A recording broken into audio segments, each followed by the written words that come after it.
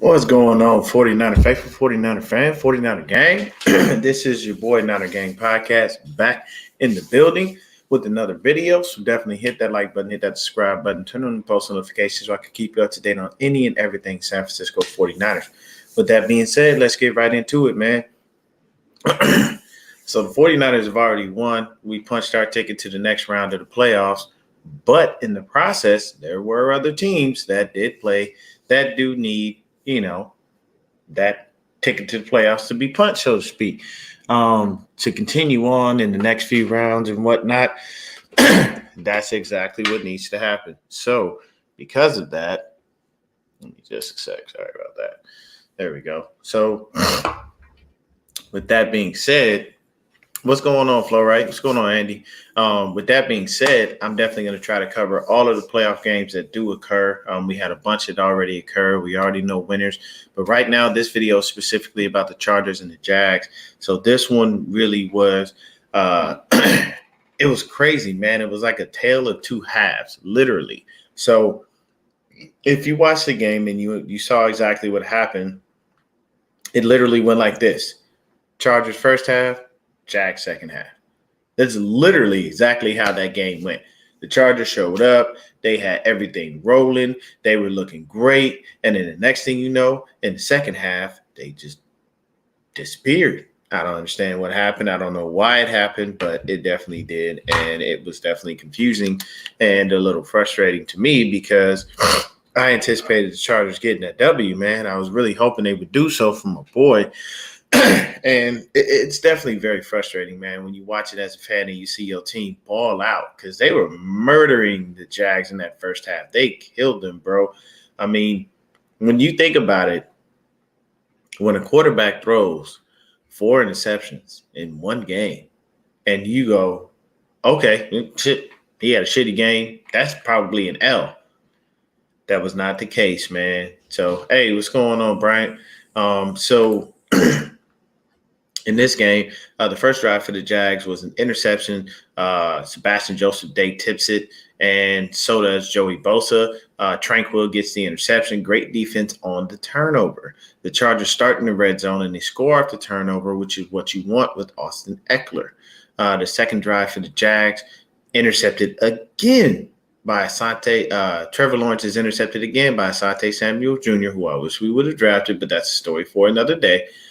This time, the Jags defense held up a bit. They didn't score a TD in the red zone, but they did get the Chargers did get a field goal. So once again, points off turnovers. At this point, it's 10-0. Third drive offensively for the Bolts wasn't the greatest. Robertson Harris saw to that himself with a great stop in the backfield and a batted pass. Then for the Jags, another interception by Asante Samuel Jr. in the red zone. Lawrence throws 3 interceptions in the first quarter. Like, that literally is insanity. Like, the first quarter, you throw 3 picks. Like, that's horrible. So I'm pretty sure, the Chargers defense is like, all right, cool. We got this dude, man. Carcass, what's going on, bro? Ain't seen you in a minute. Hope you're doing well. So it just blew my mind that in the first quarter alone, Jaguars offense looked the way it did. That was just very, very unfortunate, man. So you get that rolling, and then, the next one, the Chargers do what they should have. They should and score off turnovers. So what happened? Austin Ekeler with another TD. At this point, it's 17-0. Then the second quarter comes along. Murray and Joseph Day with a sack. They force a punt. So Josh Allen has a sack on Justin Herbert in the first drive of the second quarter for the Chargers. False start penalty on them. And then number 5 with a great batted pass to prevent the TD in the end zone. Gerald Everett scores. The Bolts are destroying the Jags at this point, 24-0. So you got to think about that. You got a 24-0 lead, and it's rolling right now, right? First thing you think is like, cool, we good. So then Agnew for the Jags, he had a really big return, set the Jags up at like the 50, great field position. Asante Samuel Jr. picks off Trevor Lawrence again. This is crazy. 3 interceptions in one game. this is why I wanted a man on my team so badly. That ties him for second most in a playoff game ever. Even his daddy didn't do that. And he's in great company. Samuel is tied with Ty Law, who's the next NFL player to ever have 3 interceptions in a playoff game. There's another guy that had 4, but I really truthfully don't know who he is. So no points off this turnover, though. The Chargers, they had to punt. It took a bounce, hit a Jaguars player, and was recovered by the Chargers in the red zone for a first down. The Bolts only got 3 out of this drive, and they were, inside the 10. Herbert just flat out misses Keenan Allen. He threw him a high pass. If he'd have just put a little touch on it and threw it a little lower, that's a TD. And then instead of them going up, instead of them going up 27-0, they could have went up, 35. It would have been great. You know what I'm saying? So it definitely was. I apologize. Not 35. They scored 3. They would have been up 32. So that would have been 7. Jags finally scored right before the half with a touchdown to Ingram, 27-7. We go into halftime, and the drives went just like this for the Jags: 4 interceptions, 3 punts, 1 TD. Now for the Chargers, it was 3 TDs, 2 field goals, and 3 punts. The first half was lopsided in ways you can't imagine for the Chargers. Everything worked in their favor. The defense was balling. The offense was producing points, scoring off turnovers. Everything is working, right? And then the second half happened. And that's where it blows your mind, man. So you think about it. You go into the half up 27-7. So you already got 3 tuds on these cats. And then in the second half to come out, you get the ball first. This just, to me, it smells like victory, right? Unfortunately, that was not the case, man. This second half was bad. First drive for the Chargers is a punt. First drive for the Jags, you see them going to the red zone off a penalty that erased a sack, and it was a big sack too. I think Lawrence had lost like good 15, 20 yards. And then the Jags scored. Second drive for the Chargers is a field goal. Now, mind you, that field goal is the only time they scored in the second half. They did not score anymore at all, period. In the second half of the Chargers, they scored at 3 in the third and nothing else for the rest of the game. And that was their downfall. They couldn't get into the end zone, and things didn't necessarily pan out. So second drive for the Jags is another TD. Marvin Jones Jr. just wound up leaking out of zone coverage. No one was there. Jags attempted a 2-point conversion and failed. They're down at this point 30-20, so it's only a 10-point game. Now, the Chargers in this game, they had an opportunity to be able to put a couple extra points on the board. I don't know whether it was the wind. I don't know whether the ball was deflected, but the kicker just hooked the shit left. It went up, and the next thing you know, it veered left. So I don't know. I feel like that was crazy. Okay, yeah, 5 is Andre Cisco. Yeah, I remember that name being spoken about. Carcast is saying that Trevor Lawrence has all the weapons around him: Kirk, Ingram, Etienne, Zay Jones, Marvin Jones. Yeah. It's just definitely crazy. And that was Zay Jones who got the TD, not Marvin. My bad. But on every drive in the second half, the Jags scored. 3 TDs and a field goal to win the game. Basically, what happened was the Chargers showed up in the first half and disappeared in the second half, vice versa for the Jags. They were nowhere to be found in the first half, and they just showed up in the second. Both teams were heavy on the pass and light on the run. Jags threw the ball 47 times, while the Chargers threw the ball 43 times. Both teams ran the ball, ran 23 times for the Bolts, and then 21 times for the Jags. Heartbreaking loss for the Chargers, and the Jags' first playoff win since 2017 when Blake Bortles was a quarterback. That was the first year Kyle was here and came to the Niners, and we beat them in a 5-game stretch when Jimmy first got here. So it's been 6 years since the Jags have been to the playoffs. So this is very uplifting for the team. And as the Jaguars say, Duval. What's going on, Sin? So This game, man, I was able to watch it, on the NFL app, just a condensed version and such, man. It's definitely a hard sell, bro, because when you look at everything and you see what happened and what's going on, it's just really, really unfair, man. The Jags just they came in that second half, man, and shut things down. And it was just confusing to me how the Chargers offense just magically disappeared. They balled in the first half. The defense was going crazy. Sante Samuel with 3 picks.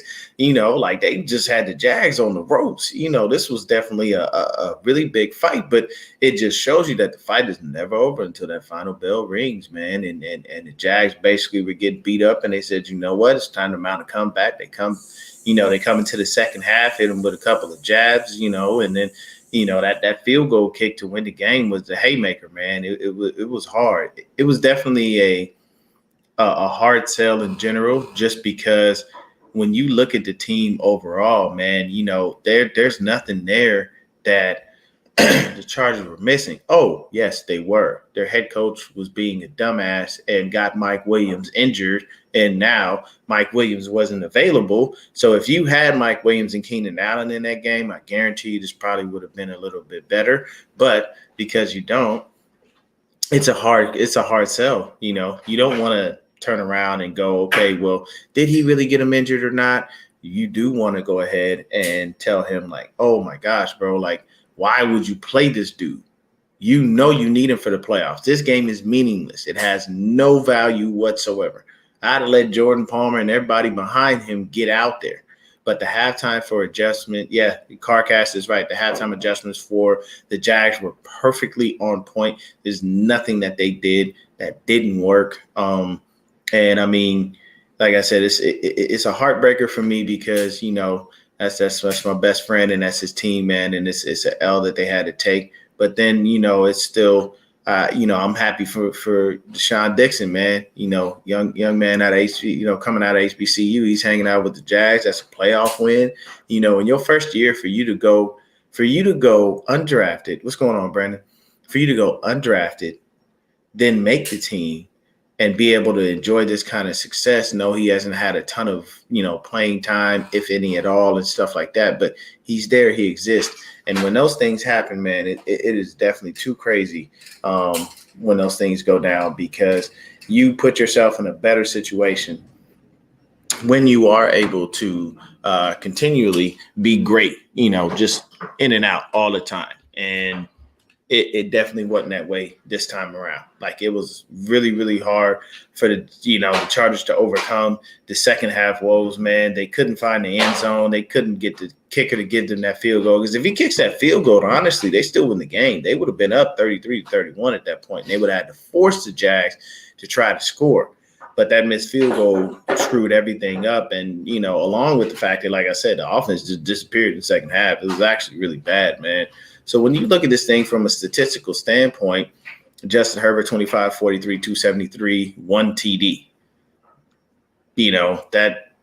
That's not going to cut it in the playoffs. And he took 3 sacks.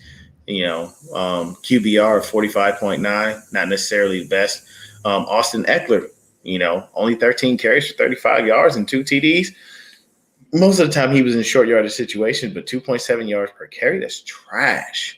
You know what I'm saying? Joshua Kelly couldn't even get going. He only had 2.9 yards per carry. They had 67 yards rushing in total, did the LA Chargers. And then if you flip to the other side of the ball, Travis Etienne, 20 carries for 109. He was averaging 5.5 yards a carry. He didn't get into the end zone, but hell, 5.5 yards a carry, anybody would take that. Trevor Lawrence, 28 of 47, 4 TDs and 4 interceptions.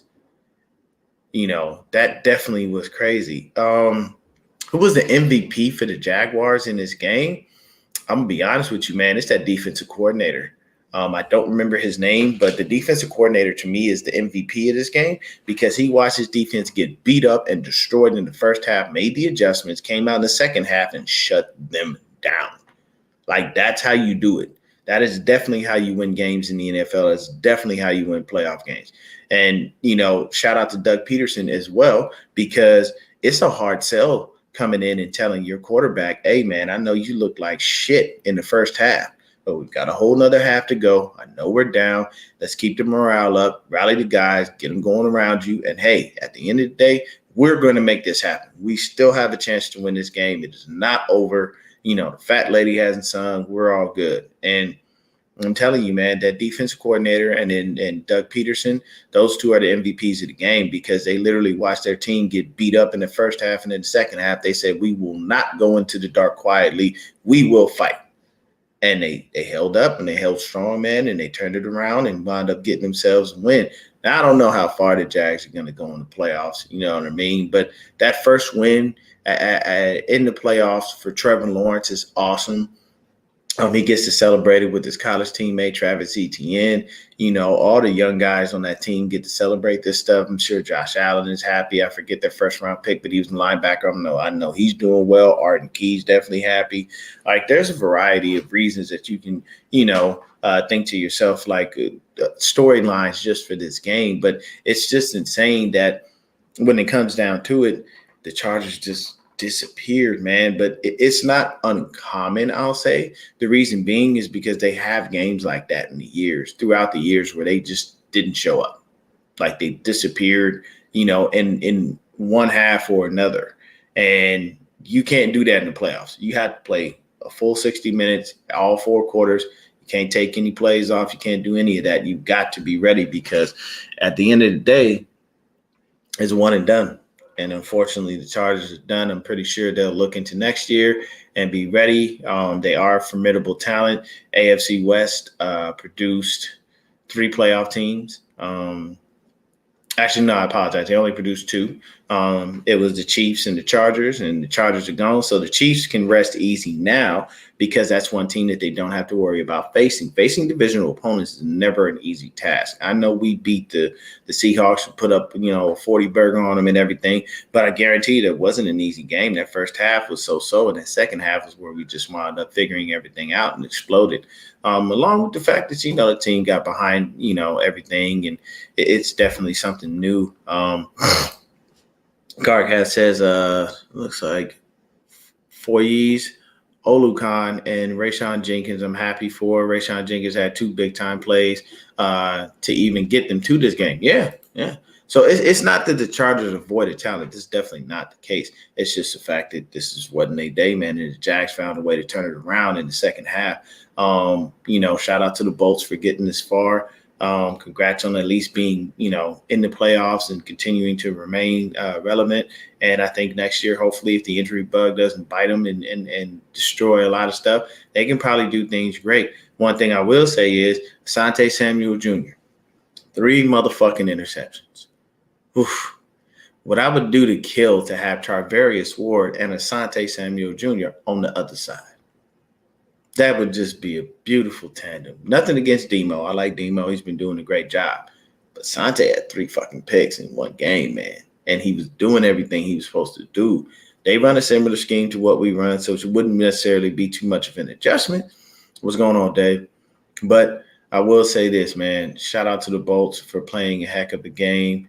You just got to show up all 4 quarters, man. That is literally the moral of this story. Show up every quarter.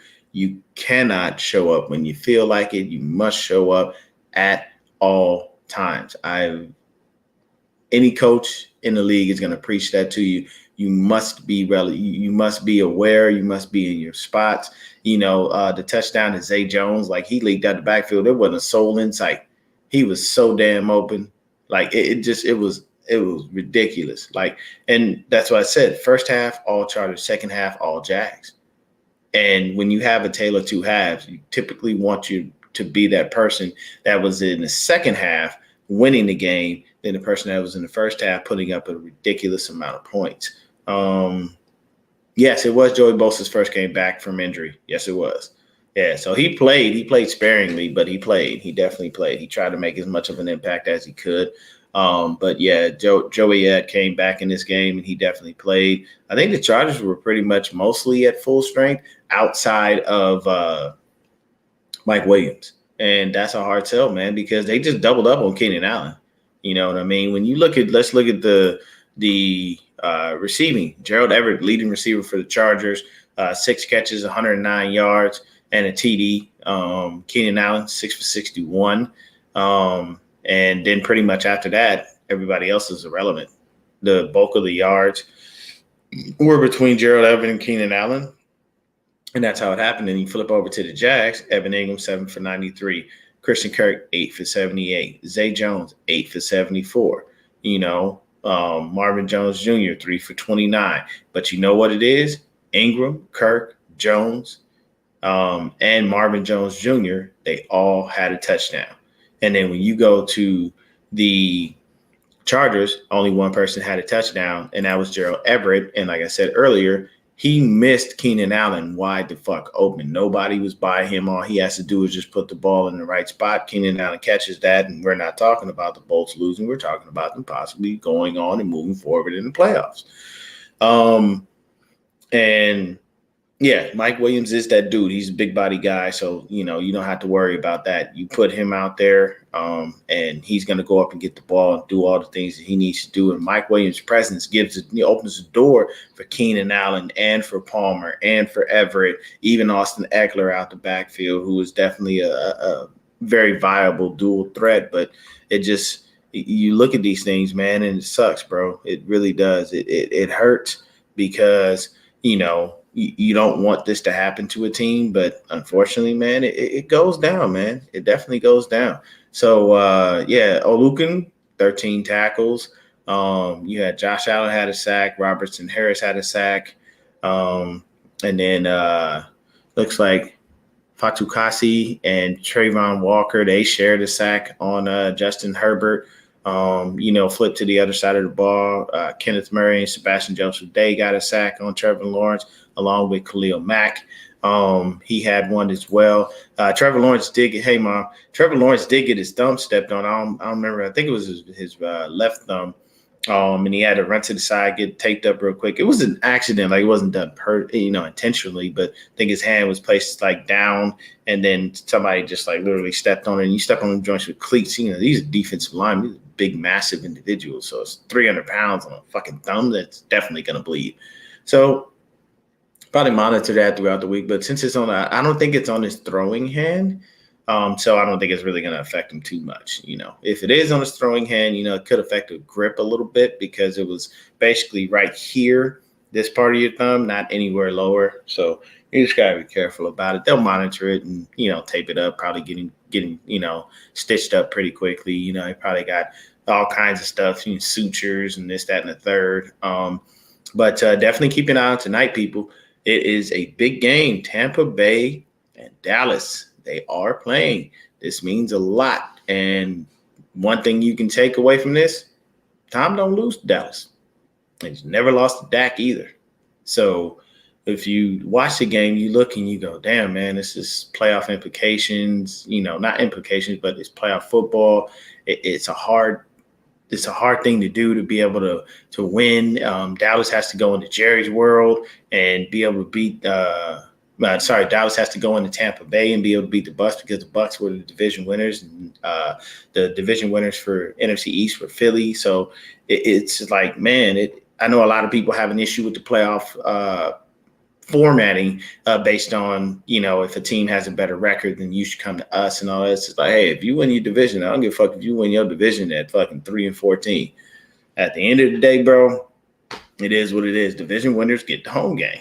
You just got to deal with it. So it's going to be a good game tonight. What's going on, Art? It's definitely going to be a good game. So the playoff picture is continuing. So sorry that the Chargers will not be in it. But at the end of the day, man, it's going to be beautiful. I'll be back with another video probably a little later today. We'll talk about the Bills and the Dolphins. They made that game Dolphins made that game competitive. I definitely did not expect that. Not with Skylar Thompson. And this it's nothing against Skylar Thompson. It's just that I definitely didn't expect them to try to, be as formidable as they were, but they did a really good job, man. They put up some points. They fought. The one thing I can say about the Dolphins is they went down swinging. They lost, but they went down swinging, baby. They were trying to do something and anything and everything they could. So I give them credit for that. Shout out to Mike McDaniels, our former offensive coordinator, and his team for being able to get as far as they did. And you did this with Tua in and out of the lineup on a consistent basis. He was never there all the time. He was just, you look, you'd be like, oh, hey, there's Tua. And the next thing you know, oh, now he's injured again. Or, oh, Tua touched the ground. Oh, nope, there's a concussion. Like, and what I'll say about Tua Tagovailoa, and I'll stick to the same thing, man. His health means more. Life means more than football. While this is the profession that you have chosen, I hope that you did study and that you do have a backup plan. And in today's times, most of these kids should have a backup plan because they're more intelligent and there's more information available. Like getting screwed on a contract in the NFL or not understanding how things work almost should be null and void because you need to do the research. Somebody should be around you to be able to help educate you on how these things work. You should have a great relationship built with your agent to be able to talk to them and get a full understanding of the contract, how it works, the ins and outs, the ups and downs, and know and understand that while you may be a great player, the NFL is still a business. So hopefully that man gets his life in order and he's able to figure out how to keep himself healthy to be able to continue to play football. And if not, hopefully he's got a great backup plan to be able to fall on because it can be very, very taxing. Like consistent concussions is what made Steve Young retire. Like if the doctor basically didn't tell Steve Young in so many words, you're going to die on that field, Steve Young would be playing. He'd try to be playing right now. He probably would try to pull Tom Brady, keep playing until he's 50 or some shit. But it is what it is. Hopefully he gets that in order. But, shout out to the Dolphins for fighting as hard as they did. Much love and respect to that team. They did what they could. But let's see. Carcast, he says, I'm sorry, but Dallas has not been playing up to expectations recently. They have been winning, yes, but the way they are, it definitely does concern. It concerns me too because Dak's up and down, man. And for him not to play in that many games and still lead the league in interceptions, that's not good at all, man. And yeah, there it is. Dak needs to stop making boneheaded mistakes. Some of his throws are not there to his wide receivers. Accuracy is not on point sometimes. The protection, there's a variety of things that go into it. Carcass says they got blown out to Washington last week, struggled against Tennessee the week before that. They won, but they struggled. And that's the truth. You don't want to limp into the playoffs. You want to go into the playoffs, on a smooth ride with a full head of steam. Kind of like us, hey, man, this is now technically an 11-game win streak for the 49ers. We keep pushing, keep rolling. But at the end of the day, what I will tell you is shout out to the Bolts. They put up a fight, but you can't play one half. You got to play for a whole game. You cannot play the first half and then not play the second half. You got to play 4 full quarters, 64 minutes, give everything you got because this is one and done. And unfortunately, they're out of the playoffs. Either way it goes, it was a great game to watch because I definitely watching that in hindsight. If you look at it, you look at Trevor Lawrence, 4 TDs, 4 interceptions, you automatically think probably maybe lost the game. Or what you think is exactly what happened. It's a tale of two halves. Hey, first half, Trevor Lawrence just couldn't get anything going right. Second half, he just showed up and showed out, and there it was, and that's all it took. But thank you guys for tuning in. I appreciate everybody for coming and hanging out with your boy. These videos on the other teams will be short because I'm a Niner, fan and a Niner podcaster. I don't really talk too much about other teams because I don't know a lot and I don't want to offend anyone as well because I don't have full working knowledge of their teams and their players and, coaches, all that stuff. I know a lot of people were on the head coach's head for the Chargers, basically because he, played Mike Williams in a meaningless game and all those things. But it happens. I probably will go live a little bit later, Carcatch. Just hit me up on the side, bro. Just hit me on IG or hit me on Twitter, and we'll link up because I'm still going to cover the rest of the games. I'm trying to keep these short, to probably like maybe 15 to 30 minutes. Just because, I'm not, like I said, I'm not well versed in the other squads. I don't want to be, I don't want to dig too deep into other teams. And then people are like, well, you don't even know anything. And it's like, no, I'm just letting you know, man, it's just for the playoffs. The next 49ers podcast, I don't know, probably going to maybe be tomorrow. Sometime throughout this week, I will be doing one strictly based on the fact that, we got to come up. We got to play. We play on Sunday, and I do believe, let me take a look. because I believe we play the Giants. It's either the Giants or is it the winner? I got to take a look at the playoff picture. My bad, folks. Just give me a second. Let me take a look at the playoff picture, and I'll get it right. I just know we won. That's all I know, and it's working out well. So let me see what this playoff bracket looks like. Okay. So we beat them. All right. Give me a sec. All right. But hey, y'all, I will get with y'all later, man. We'll take a look at the playoff picture another time. Thank y'all so much for tuning in. Everybody stay up, stay faithful, be blessed. And I'm out. We play whoever wins tonight's game. There it is. Tampa Bay or Dallas. Thank you, CarCast. Appreciate you. Thank you so much for tuning in. Stay faithful, stay blessed, and I'm out.